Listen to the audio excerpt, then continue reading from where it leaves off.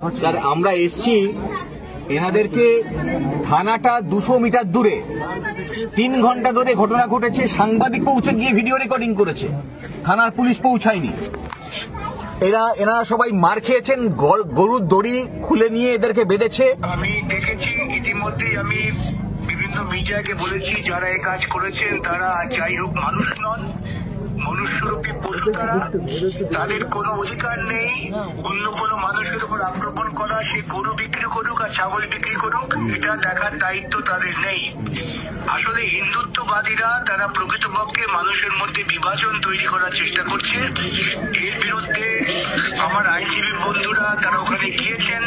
আমি সমস্ত মানুষের কাছে নিবেদন করব আপনারা ঐক্যবদ্ধ থাকুন, আর তোমরা পুলিশের কাছে গিয়ে একটা মেমোরেন্ডাম লিখে এসপির উদ্দেশ্যে পাঠিয়ে দাও।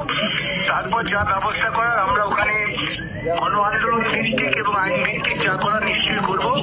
আপনারা সকলে ঐক্যবদ্ধ, জোটবাঁধুন, যত মানুষ আছেন, ওই ছেলেটিকে খুঁজে বার করুন, পুলিশকে সামনে দাঁড় করে রেখে ওকে কাছে বেঁধে রাখুন 24 ঘন্টা, তবে ওর শাস্তি হবে। ঠিক আছে স্যার, আপনারা কিছু বলার আছে? ঠিক আছে। আচ্ছা, এই ভদ্রমহিলা এনারা বলছেন আপনি বিকাশ ভট্টাচার্য সাহেব আপনাদের সঙ্গে আপনাদের হয়ে লড়াই করবেন, আপনাদেরকেও জোট বাঁধতে বলেছেন। কেউ ঘাবড়ে যাবেন না, সকলে এক হয়ে থাকুন। আপনারা এক হয়ে থাকলে ওই সমস্ত গুন্ডারা আপনাদের কিছু করতে পারবে না। আমাদের আইনজীবী বন্ধুরা গিয়েছে, আপনাদের সঙ্গে আমরা আছি। পরবর্তীকালে কিভাবে কি করতে হবে সেটা আমরা দেখছি। ঠিক আছে স্যার, থ্যাংক ইউ।